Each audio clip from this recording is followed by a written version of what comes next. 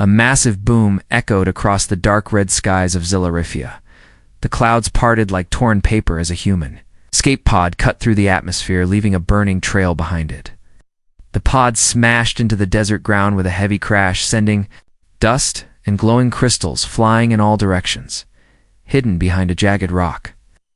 A young alien girl named Varel flinched at the sound. Her eyes, large and glowing silver, blinked rapidly. She had never seen anything fall from the sky like that.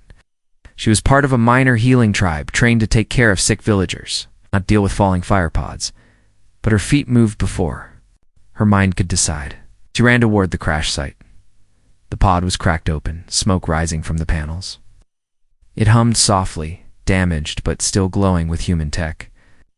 And inside, she saw him, a human male. He was unconscious, face bloodied, and covered in soot.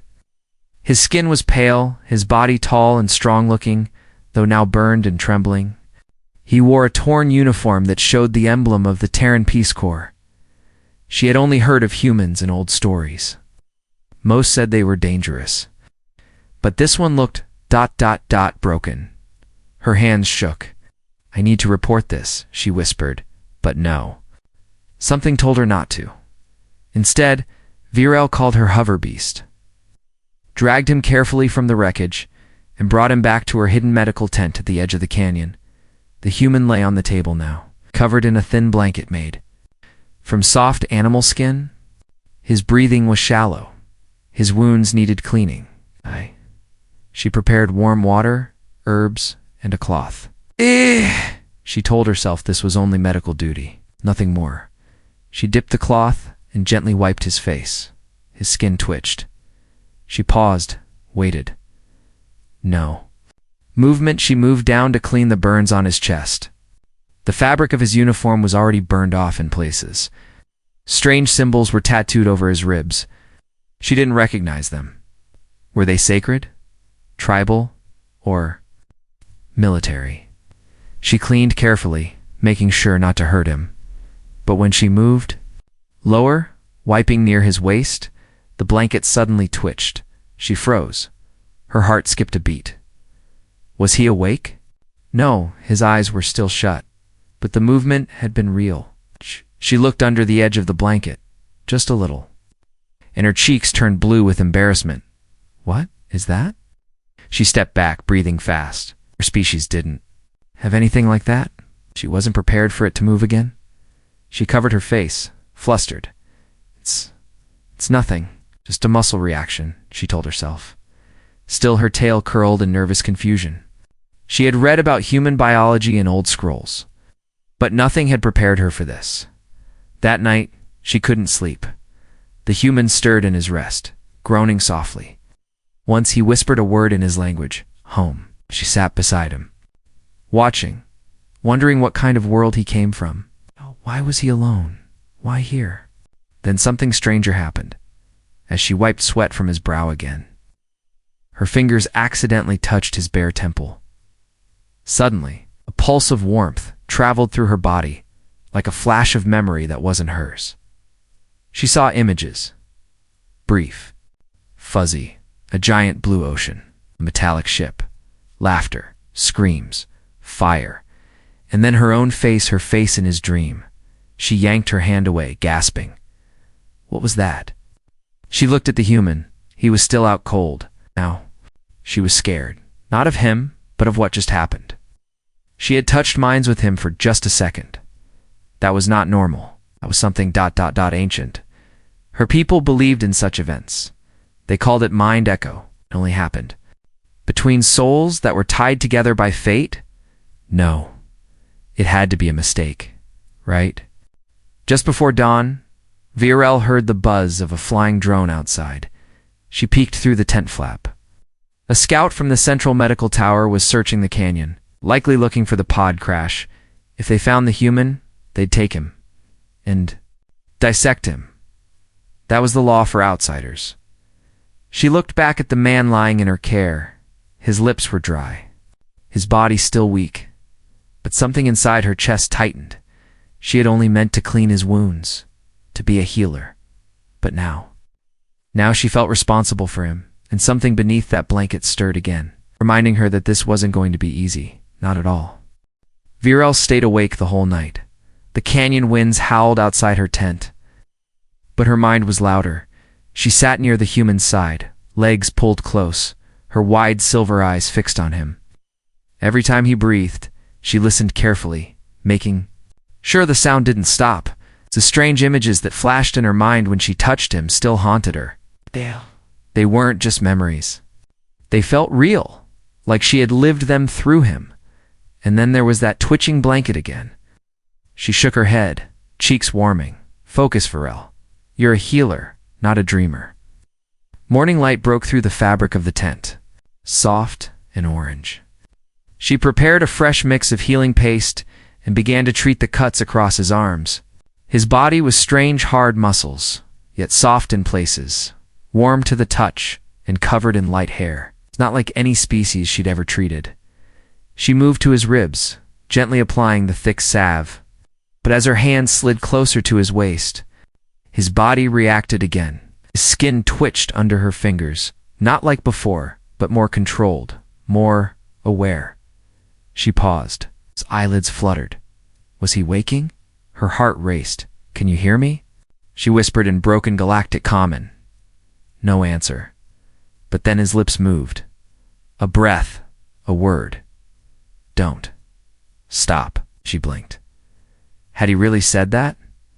Her hand jerked back. No. That can't be right, she mumbled, flustered. Translator error.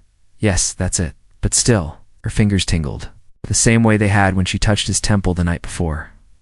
There was a strange energy flowing between them, something more than healing, something her people had no name for, but something the old ones used to whisper about in ancient songs, a touch that awakens suddenly. The human's hand moved. Not fast, not violent. It simply reached out from beneath the blanket and gently touched her wrist. The moment their skin met, her vision went white. She wasn't in the tent anymore. She stood on a battlefield ruined, ships burning in the sky. Screams echoed around her. Human voices, alien cries, then silence. A figure appeared in the smoke. He reached out to her and said, "You're the one. You have to stop them." Then she was back sitting on the ground in the tent, gasping for air, her heart thumping wildly. He was still asleep, but his fingers had curled slightly, as if trying to hold her hand. She stepped outside, gulping the cold canyon air, trying to make sense of what happened. It's a connection, she whispered. Something ancient, something dangerous. People warned against deep contact with other species. It's not because of fear, but because of change, physical, emotional, even spiritual. But it was already too late. She could feel her thoughts becoming tangled with his, and worse. Her body was reacting to, not in pain, but in curiosity. She wasn't supposed to feel anything, for patience. But the human wasn't just any patient. He was activating instincts she didn't know she had, back inside the tent. She forced herself to focus. Duty, care, control. That's what her training taught. But the human groaned against this. Time in pain, she rushed to his side. His body was sweating, his breathing faster. She placed a cool cloth on his forehead, and his hand once again searched for hers. This time she let him hold it. Easy, she whispered. You're safe. Then his eyes opened. Clear, deep, blue. They locked onto hers. And her world stopped. His voice came out rough but strong. You're not one of them, he said. She stared, stunned. The translator caught the words perfectly. Who? She whispered. He leaned closer, barely able to speak. The ones who shot me down. I saw their marks. You're not with them. Before she could respond, the tent's alarm softly buzzed. A drone was approaching. He gripped her hand tighter. You have to hide me, please. Virel's heart pounded. If she helped him, she'd be breaking every law of her tribe, healing Anne. Outsider was one thing. Hiding one, that was treason. But something in his eyes. It wasn't just fear, it was trust. Trust in her, and she didn't want to break that. "I'll be back," Ow. she whispered, pulling the blanket back over his chest and running outside to deal with the drone. But just before she left the tent, she heard him whisper something else, something that made her stop cold. "VRL." She turned sharply. He knew her name, but she had never told him. VRL returned to the tent with her breath held tight in her chest. The scout drone had scanned the area, circled her camp, and flown away without stopping. For now, they were safe. But her mind was far from calm. Inside the tent, the human lay. Still, again his eyes closed, chest rising slowly under the blanket. She stared at him. He had spoken her name, not by accident, not misheard. He had known it. Yet she had never introduced herself. VRL slowly sat beside him, hands in her lap, unsure of what to feel. "You said my name, ... Why?" No response, she sighed, frustrated and confused. "Are you hiding something from me, human?" Her fingers itched to touch his temple again, to see more of what lay behind his dreams. But something held her back, strange fear. Not of him, but of what she might discover. An hour passed. Then the message came. Her communicator flashed with red light, a direct order from the capital's Health Council. By law, all survivors of unidentified vessels must be reported. Refusal will be considered a breach of code. She reread the message 5 times. This wasn't a suggestion. This was a threat. The kind that came with exile. Or worse. She looked at the human again. His face was peaceful now. He looked less like a soldier, more like a boy. Hurt, lost, alone. But still, he had something inside him. Something important. That battlefield vision from before. That memory. Of fire and chaos. He had knowledge. Maybe even a warning. Maybe that's why he was shot down in the first place. Her tribe followed strict rules. Loyalty to the High Council above all. But VRL remembered her mother's words before she passed. "There will come a day, my child, when a stranger's life will test your soul. When it does, don't listen to the law. Listen to your heart."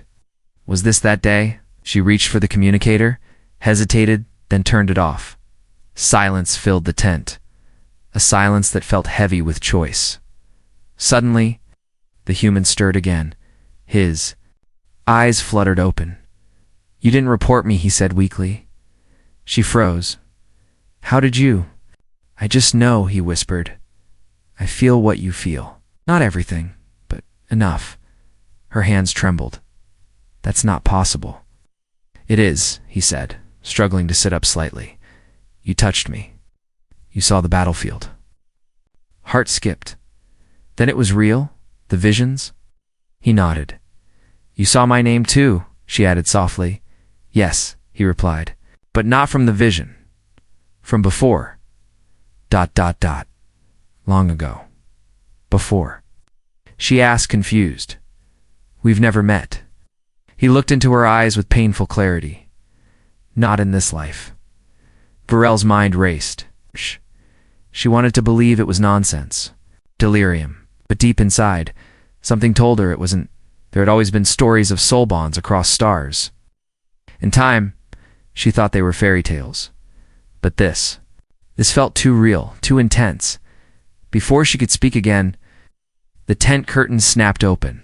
Her mentor elder, Reese, stood in the doorway. His 4 eyes scanned the room and narrowed when they landed on the human. "You were told to report any survivors," he said coldly. VRL stood up quickly.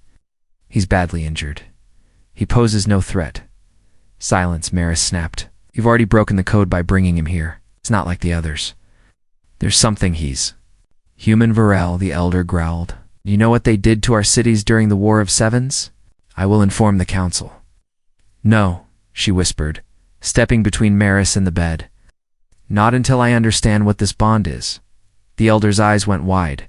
"You touched him." VRL stayed quiet. His voice dropped to a whisper. "Then it's too late. You're already linked. You foolish girl." He turned to leave. "Wait," she said. "You've heard of this before, haven't you?" Maris paused. "In the oldest texts," he said slowly, "there are mentions of shared threads between species, joining not of body but of soul. They called it the first thread. It was forbidden. It's too dangerous. And now it's happened again. Maris stared at her. Then the stars have chosen. But know this, when word reaches the council, they will tear him apart to understand. Why? That night, Virel sat beside the human again. He was asleep once more, lips parted slightly as he breathed. She looked at his face and whispered, "I won't let them hurt you." She placed her hand gently over his chest, and beneath the blanket, she felt his fingers twitch hand, wrapped softly around hers. A soft vibration ran through the ground. Just before sunrise, Virel opened her eyes with a jolt. She had fallen asleep sitting against the tent wall, her hand still held tightly in the human's grasp. His fingers had wrapped around hers sometime during the night and hadn't let go since. Skin was warm now, warmer than it had been since the crash. His breathing was calm, but something had changed. The air felt different. She looked around. The crystals in the healing tent were glowing faintly blue. It only happened when a body's life energy spiked or when a soul bond deepened. She slowly pulled her hand away as soon as their contact broke. The tent lights dimmed again. Her heart skipped. She stepped outside, hoping to clear her thoughts, but stopped in her tracks. Tracks heavy, sharp, and fresh. Someone had been here during the night. Not the scout drones. These were boots, human. Boots or worse, mercenaries who had copied human tech. She rushed back inside. The human was stirring now, mumbling words she didn't understand until his translator device crackled and activated. They found us. Too soon. Virel leaned over him. Who found us? He opened his eyes slowly. The ones who shot me down. I was carrying something they wanted, something I wasn't supposed to remember. What was it? She asked. He struggled to sit up. Not what, who. She helped him. His body was still weak, but his eyes were now sharp, alert, focused. I was in a lab, he said slowly, voice thick with emotion. Not on Earth, somewhere off-grid. They injected memories, false ones, but some broke through. And then I saw you. Virel blinked. Me, in the vision, my dreams. I remembered a name yours, a face yours. That's not possible. I know, he whispered, but it happened anyway. Suddenly, a sharp chirp echoed through the valley. Not a bird, a code. 3 clicks, then silence. Her eyes went wide. That's a council recon team. The human's expression hardened. They're not coming for diplomacy. They won't ask questions, not when they see you. He nodded. Then we run. But Virel hesitated. Run, with a human fugitive against her own counsel. Her whole life, she had been obedient, careful, quiet. But ever since he arrived, something inside her was waking up. Not just feelings, but instincts. Old instincts. Ones buried beneath her bloodline. Ones that pulsed when he touched her skin. Ones that whispered that he wasn't a stranger, not truly. That they were tied long before they had ever met. We can't leave through the canyon, she said. The patrols are already closing in. He winced. I know a way. Saw it in a half memory. There's a tunnel system. Ancient. Carved below the ridge. She stared. How do you know about the tunnels? They weren't just human memories. Injected into me, he said. Some were alien. Her mouth fell slightly open. You were implanted with my people's memories. Maybe. Or maybe they're not just memories. Maybe they're ours. Shared. They stared at each other. Then he added softly, maybe we've done this before. She helped him to his feet, stumbled, but she steadied him. As she wrapped his arm around her shoulder, he whispered something that made her chest tighten. I dreamed of holding you like this. But it wasn't in a tent. It was in a garden of stars. She looked away, trying to calm the heat rising in her cheeks. Before they left, she wrapped a thick cloak around him and tucked a small blade under her sash. As they slipped out of the tent, the first ray of sun peeked over the cliffs, but it didn't bring peace. It brought fire. A plasma round scorched the ground. Just behind them, she turned sharply. 3 masked figures stood at the ridge, not council scouts, not her people. These We're outsiders. Armed, ready. The human's eyes narrowed. They're here. He looked at her. If they catch me, they'll take what's in my head. She tightened her grip on his hand. Then I won't let them. They sprinted into the crystal forest, shadows chasing them, plasma fire lighting. Up the ground and behind it all, the oldest part of her soul whispered again, "This isn't the first time you've run together." They ran. Varel's legs burned as she pulled the human deeper into the glowing crystal forest, ducking under thick roots and weaving between jagged stones. Behind them, the sound of plasma rifles echoed like thunder followed by sharp alien voices in a language she didn't recognize. The human stumbled, nearly falling. She caught him. "Stay with me." He coughed hard, chest heaving. "Can't run much more." Virel's heart ached. His body was still healing. He shouldn't even be walking. But there was no time. If those masked strangers caught them, they wouldn't ask questions. They'd rip his mind apart to get whatever secrets were inside. She didn't fully understand what was buried in him, but she felt its weight, and worse, it was starting to awaken. They reached the mouth of a narrow cave. Virel quickly tapped a code onto a moss-covered crystal embedded near the entrance. The ground shimmered, then a hidden door slid open with a deep hum. "This way," she whispered, dragging him inside just as another plasma shot exploded where they stood seconds before. Darkness swallowed them. The tunnel was old, ancient even. Its walls were carved with symbols from before the Great Rift, a time when her people still believed in fate and soul-bonds.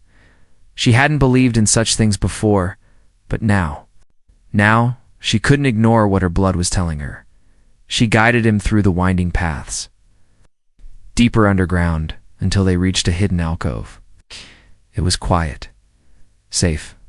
For now, the human collapsed against the wall, sweat dripping down his face. Varel knelt beside him, placed a cool stone against his forehead and whispered, "Just breathe. We're safe here." He gave a weak smile. "You keep risking everything for me." "Why?" She hesitated. Her mouth opened, then closed. Finally, she whispered, "Because I feel you. In here." She placed her hand over her heart, like a string, connecting me to something I lost before I was even born. He stared at her, eyes wide. "I feel it too." Suddenly, the cloak around his chest began to glow faintly. Varel leaned in. "What's that?" He opened the folds and revealed something she hadn't seen before. A small black stone, smooth and humming with energy, was attached to his chest by a thin gold band. It pulsed in rhythm with his heartbeat. "I didn't know it was there until now," he said. "But I think this is what they were after." Varel's eyes widened. "That's a bindstone," he frowned. "A what?" "It's sacred," she said, voice shaking, "used only in ancient bonding rituals. Between two lives, chosen by the stars. Once it activates, it links the two souls forever." The human swallowed. "So this means you and I?" Virel slowly nodded. "You weren't just carrying memories. You were carrying me." Her fingers reached toward the stone. "Wait," he said. "If you touch it," but it was too late. Her fingertips made contact. A surge of light exploded through the chamber. They weren't in the cave anymore. They stood on a white bridge, floating in a sky filled with galaxies. Time, sound, space all melted away. Memories flooded them both. Not from this life, from another. She saw herself in a different body, on a different world, reaching for him across a battlefield. He saw her wrapped in gold silk eyes, full of fire, standing before a council, defending him with her last breath. They had lived before, they had died before, and now they had found each other again. The vision faded. They were back in the cave, both breathless, both stunned. The bindstone now glowed brightly between them. The connection was sealed. He stared at her. "Virel, what are we now?" She reached up, brushed a strand of hair from his face, and whispered, "We're not strangers anymore." But before the moment could last, The ground shook violently. The cave's entrance exploded. Figures in dark armor stormed inside, masked, silent, weapons raised. Varel jumped in front of the human, arms out, "Don't touch him." But instead of attacking, the leader raised a device and scanned the bind stone on the human's chest. A second later, the soldier dropped to one knee. Then the others followed. Varel blinked. "What are they doing?" The leader removed his mask. He was an alien. He was human, gray-haired, scarred, eyes cold but respectful. He spoke in a calm, low voice. "You've completed the binding. That changes everything." Varel stepped closer, wary. "Who are you?" "I'm Commander Reyes," he said. "We were sent to retrieve the experiment, but we didn't know he had already chosen his bondmate." He narrowed her eyes. "You were going to take him by force." "We were," Reyes admitted, "but the bond makes him sovereign. It's untouchable now. You both have a choice." The silence after Commander Reyes' words hung heavy in the air. "Sovereign," Varel repeated, her voice soft but sharp. "What does that even mean?" Reyes stood slowly, his posture rigid but no longer aggressive. "The binding makes him more than a subject now. It makes you both a key. You're bonded by an ancient rite, older than even your tribes remember." The human looked down at the glowing bindstone on his chest. Its light pulsed softly in sync with his heartbeat and hers. "What were you going to do with me before this?" he asked. Reyes didn't lie. "Extract the information from your head by any means." The human clenched his fists. And now, Varel stepped forward, placing herself between him and the soldier again. Reyes met her eyes. "Now I follow. We all follow. That's what the first code demands. We cannot harm a bound pair. We must protect you, or die in dishonor." Behind him, the armored soldiers silently bowed their heads. The human whispered, "This is insane."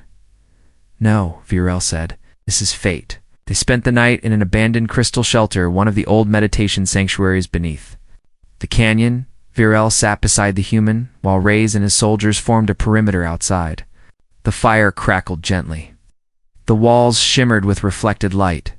It was the first moment of peace they'd had since the crash. The human had taken off the old cloak. His upper body, still bandaged in places, glowed faintly with healing paste. The bindstone rested against his bare chest, pulsing as soft gold. He looked at her. "Varel, I still don't know your full name." She smiled faintly. "Varel Ansa of the Veiled Healers." "Ansa," he repeated. "Beautiful." She blushed, looking down. "And you?" He paused. "My name was erased," they called me Subject E17. "But I remember now. My real name was Kale Diran." Varel tilted her head. "Kale.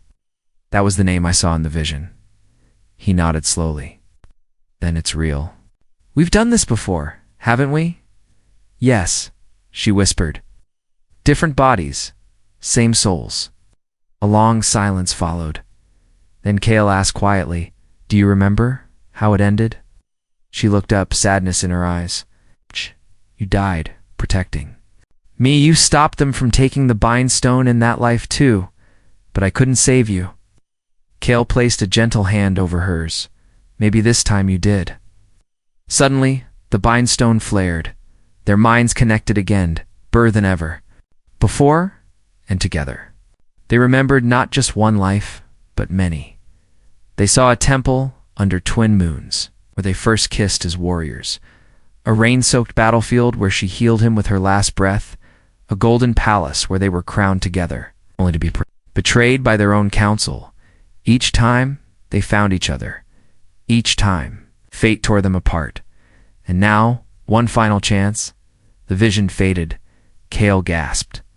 "Why us? Why over and over?" Varel stared at the fire.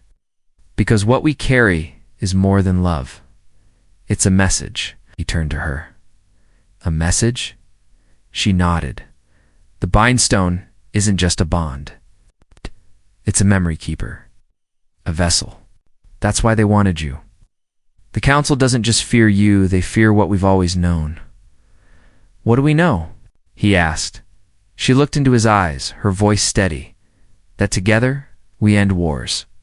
Together, we remind the stars that love is stronger than control. Kale reached for her hand again. This time she didn't flinch. Instead, she leaned against his shoulder, her heart finally quieted in his presence. But before peace could last, a sound echoed outside. A sharp whistle, then silence. Kale grabbed a blade. Virel stood. Commander Reyes burst into the chamber. We have incoming. Not council. Something else. Bigger. What do you mean? Kale asked. Reyes' face darkened. A dropship, heavily armed. No markings. Virel's blood went cold. The ones who experimented on him. They've found you again, Reyes said grimly. And they won't bow to old codes. The roar of the dropship shook the canyon walls. Kale and Virel stood at the edge of the crystal shelter. Back straight, eyes locked on the sky, as the unmarked ship descended like a dark predator. Its hull was black, covered in strange symbols. It didn't belong to the council. Didn't belong to Earth. It belonged to the ones who had created him. Commander Reyes stood beside them, his voice calm but sharp. They have no code, no honor. If they get him, they'll rip out what's inside and destroy you both to keep the secret hidden. Virel's eyes never left the ship. Then we don't let them take him. Kale stepped forward, his breathing steady, though pain still pulled at his side. I'm done running. But before the ship landed, something strange happened. The bindstone on Kale's chest began to glow brighter than ever.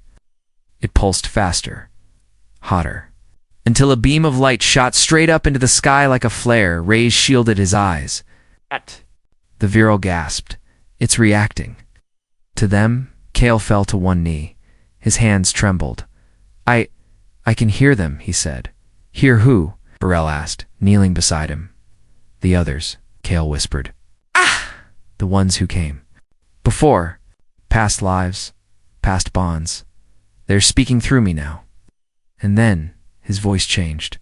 It became layered his own, plus a dozen others. Male, female, alien. We are the bound, the chosen. You tried to end us, but we return in every era. You cannot break what was written in stardust. The air cracked with heat. The bindstone shattered into glowing pieces, and from it emerged something hidden under the blanket of Kale's DNA code. A biological cipher, older than any tech, burned into his blood. Buried under layers of genetic modification, now fully awake, Reyes stared. It's not just a memory. A living key. Kale looked at Virel, eyes full of fear and wonder. I was never just a soldier. I was a carrier of their truth. And I was your lock, Virel said softly. Together we were always meant to open it. The dropship opened its bay doors. Out came soldiers in pale armor, faces hidden behind reflective helmets. They moved silently, no voices, no signals. Just perfect coordination. Virel stood tall beside Kale. No more hiding, she said. Kale touched his chest. The bindstone is gone, but the power is still inside me. He looked at her. Will you fight with me?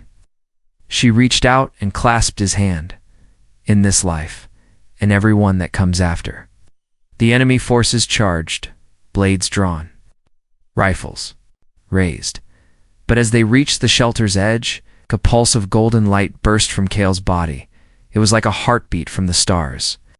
Themselves, it didn't kill. It changed. The soldiers dropped their weapons, confused. Their bodies shook, their helmets sparked, and one by one, they fell to their knees. Not from force, but from memory. Their eyes changed, their minds opened. The bond had spread. Reyes stepped forward in awe. You didn't destroy them, you freed them.